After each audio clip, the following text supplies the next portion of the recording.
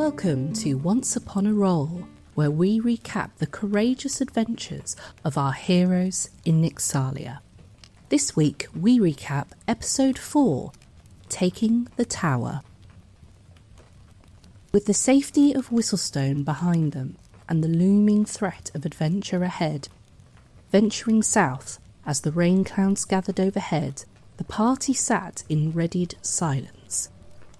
The road was eerily empty, the usual hum of travellers and merchants replaced by the hollow whisper of the wind through the plains. With everything seeming too quiet, the open road soon led them to the destruction they had been told of. A shattered wagon, its canvas ripped to ribbons, its cargo scattered like broken bones. The blood-stained darkened the dirt, half-washed by the rain, giving it the look of a felled beast. The party, with caution, investigated the scene.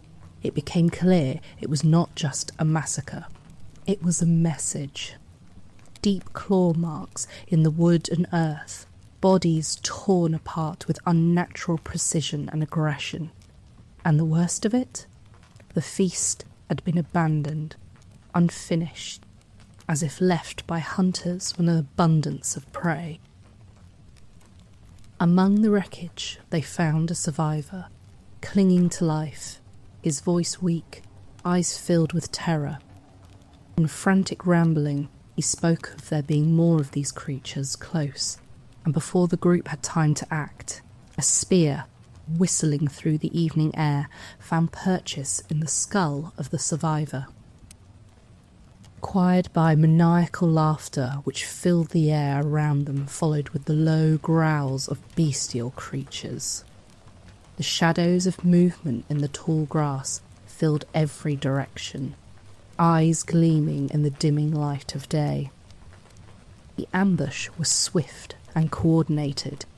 Gnolls, lean, ragged beasts with yellow teeth and a hunger for flesh, descended on the party with bows, spears, and gnashing maws.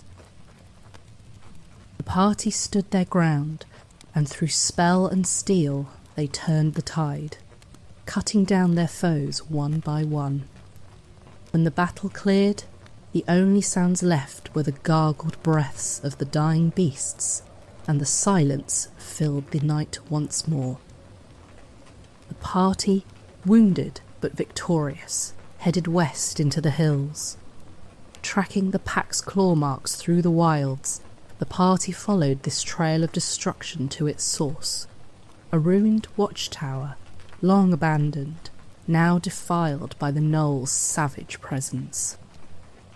Bones littered the ground, the walls smeared with dark, twisted symbols, and inside the laughter rose again. Through a coordinated effort, the party infiltrated the watchtower, with Peanut and Octavius scaling the vines on the walls with deft silence, and the rest of the party headed through the main gate to draw attention. The attack began almost instantly, as from the shadows, gnolls burst forth, howling in frenzy, ready to defend their new keep. Atop the tower itself, a monstrous brute leered over the party, its fur matted with dried blood, and more bigger and hungrier than any of the gnolls there led the charge. Leaping from the tower, wielding a jagged cleaver that could split bone with a single swing, its weight shaking the ground as it launched into battle. From above, others leapt from broken beams, their claws outstretched, landing in the fray with snarling grins.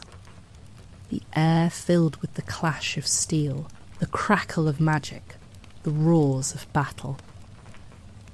For every gnoll that fell, another wound was struck against the party, as waiting for a moment to strike, gnolls seemed to pour out of every break in stone and earth.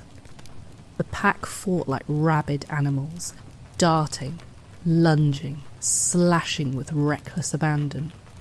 But one by one, they fell beneath the party's might. The the blood of battle soaking the earth. The gnolls' war cries turned into pained howls before silence fell over the keep as the dust settled and the party standing bloodied and victorious. They had won. Together. And so our tale comes to a close. For now. But the world of Nyxalia still turns, and our hero's journey is far from over. Rest well, dear listener, and dream of grand adventures yet to come. Until next time, may your dice roll true and your stories be ever bound in legend. Good night.